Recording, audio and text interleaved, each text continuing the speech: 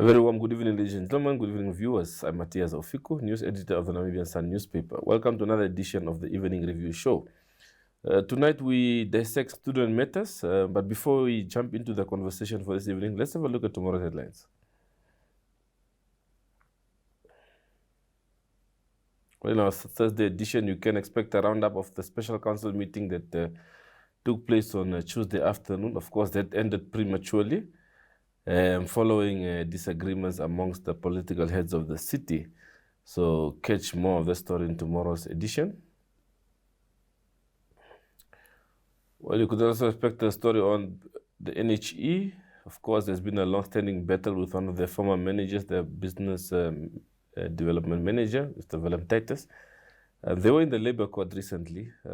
Mr. Titus claimed that his former employer unfairly deducted more than 60,000 from his salary because of him not declaring his leave days and so on. So the labor court ruled in charge or in form of the housing. Okay.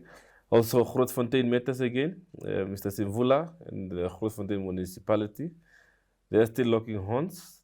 A legal opinion from one of the lawyers who've been roped in by the municipality states that criminal charges should be laid against Mr. Simvula. We'll see how that plays out.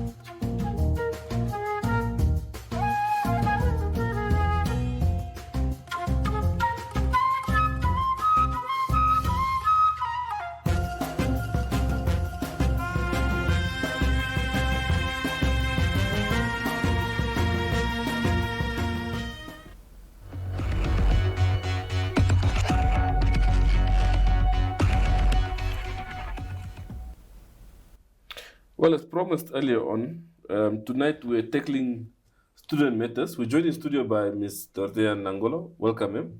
Thank you so much for having me. Yes, of course. She's the national spokesperson of Nanso. You've just recently had your congress, not just less than a week ago. Yes. We know this Indabas to be very feisty over the years. How did it play out this time around? This time around, the Congress was very peaceful. I think the previous leadership's mandate was to ensure unity within the organization, and we ensured that our students win through the Congress and everybody was united.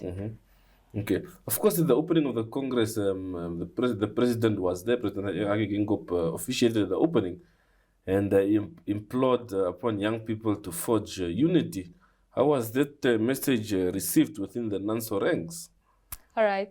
I think the message was expected because our Congress theme was also surrounding unity, the importance of uniting and putting our differences aside as students so that we can plow towards a common interest, which is the well-being of all our students, learners, and trainees. Yeah.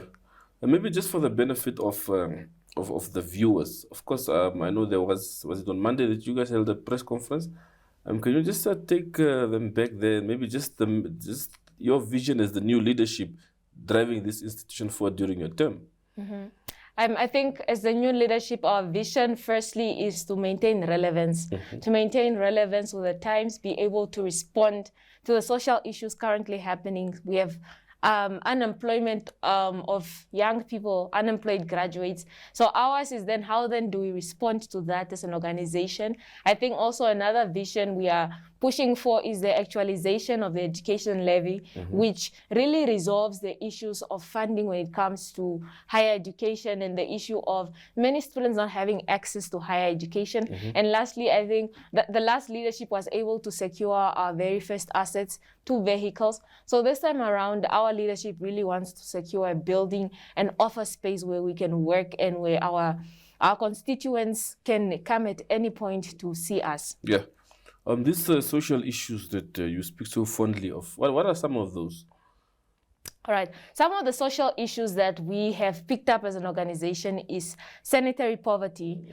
We've included this in our resolutions to say that most of the female students are denied education or rather access to education as a result of not being able to acquire sanitary towels. So then our directive is to say the ministry should issue an immediate directive calling on to all schools at basic education so that they can have sanitary towel dispensers to be able to respond to this need immediately. We've also made our stance clear on issues such as statutory rape. We understand that teenage pregnancy is very high, and it's mainly because of statutory rape. So our stance is clear. We're calling on to the community, to the Namibian police and the various stakeholders to say, let us point out these perpetrators. Let us bring them to justice and also raise awareness on the issue. Yeah.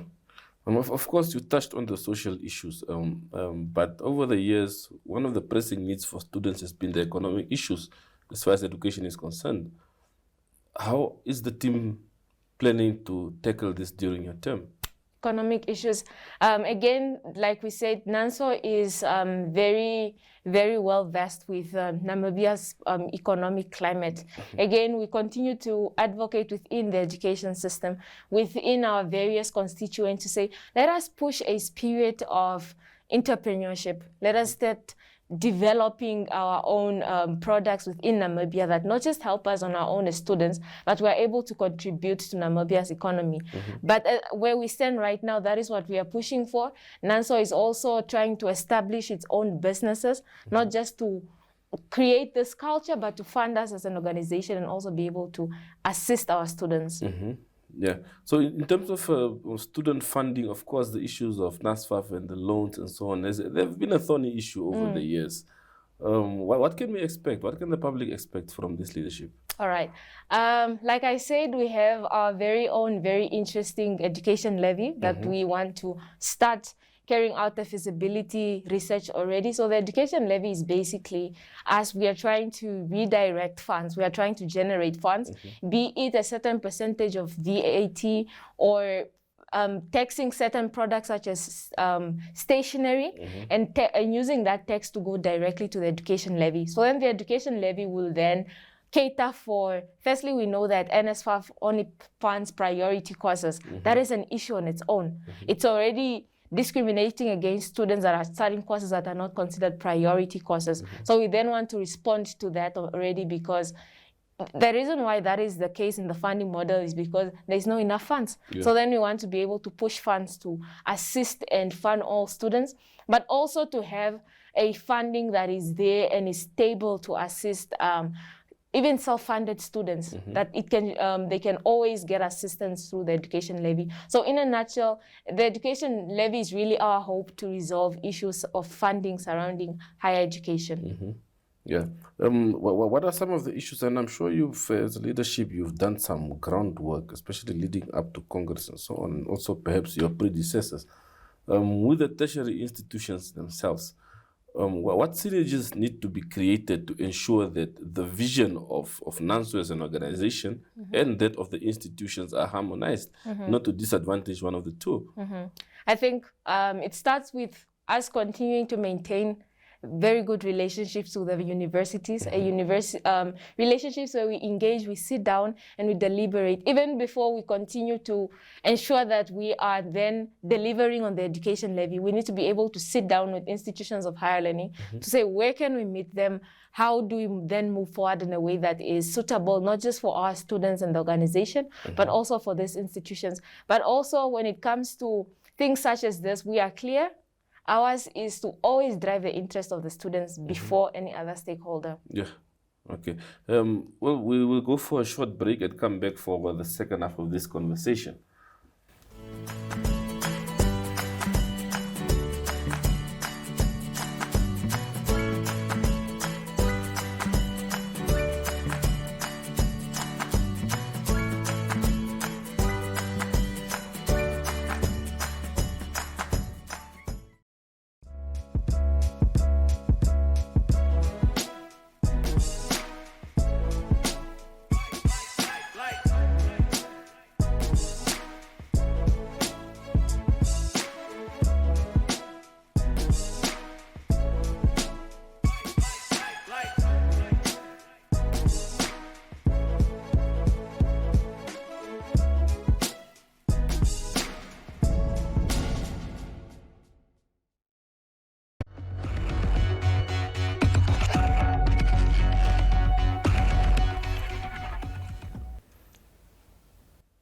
Well, let me welcome our viewers back from this short break.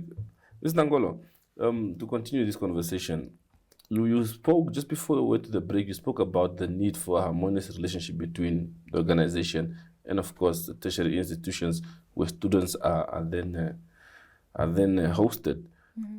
One would like to know, because there's been this, whether it's a fact or whether it's just fiction, especially coming from the market, that graduates do not seem to be market ready when they leave university. Is that also a conversation that you have with tertiary institutions? All right. Another thing that was in our resolutions was to say that we should include within the curriculum at tertiary level job readiness, where students get a chance to be prepared for the market already while they are studying, be it it's access to internships. Our stance is clear to say that institutions of higher learning should prepare the students and the graduates for the market. So what do you think is the biggest cause of the current situation? Is it because of the lack of the things you mentioned? Because I'm sure that has been thought about. So when you mean by current situation, do you mean unemployment or the perception that graduates or most graduates are not job ready? Okay. I think it's, like you said, it's a perception. Our institutions are accredited, and some of them to certain courses, they attach internships. So I think it would be a bit unfair to say they are not ready for the market. We are not saying they're not ready for the market. We are saying it should be open for all courses to be prepared, because as we see, it's only certain courses that actually get to carry out internships. However, it should be open for all courses. We are not, however, saying graduates are not ready for the market, because institutions of higher learning have been accredited. They have a clear curriculum in terms of their preparing their graduates. Okay. You mentioned the crisis, which is unemployment, especially amongst the youth. But we see a situation where areas such as vocational training still do not enjoy the necessary attention it should. How would you go about it as Nanso going forward? All right. So Nanso, in its Congress, we introduced a new office, which is the Secretary for Technical and Vocational Technical and Vocational Secretary. So basically, what this office is aimed at doing is prioritizing vocational schools and trainees, ensuring that at the tables these trainees are represented, and we're pushing out projects and activities that really speak to the students. So I think in answering your question, I think the office on its own responds to that already. But why do you think we've as a nation really failed to give this leg of education the attention it deserves? All right. I think as a nation, we've had the entire mindset of white-collar jobs. I think that is an issue on its own, where we feel that the necessary attention should be pushed into white-collar jobs, right? And with now the changing economic landscape, we are now seeing the need to have vocational training schools and all these institutions and courses accommodated. So really, it was a thing of mindset of us as citizens and individuals. So this new desk that the organization has set up, was this some calls from your members, the students, and so on, or how did it come about? It was called for by the previous leadership. We did bring it to Congress, and our various delegates have welcomed it with welcoming hearts to say that it's really needed. So I can say the leadership really saw the need to have this office. They saw the need to have our trainees represented at this scale. Yeah. Another issue is the issue of technology.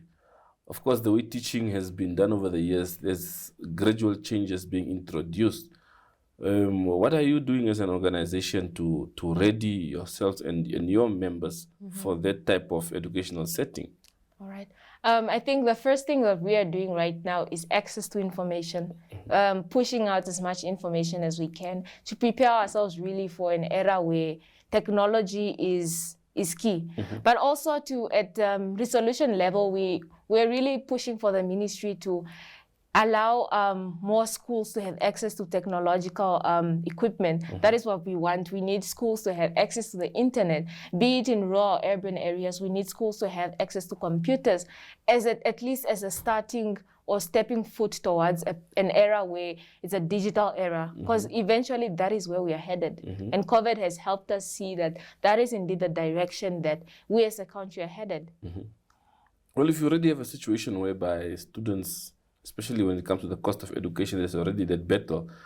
So in terms of equipment, things such as laptop for me to be able to be taught while I'm at home, how would you address that? I mean, so we are clearly aware that there are some students who can't even afford to have a laptop or a tablet for that matter.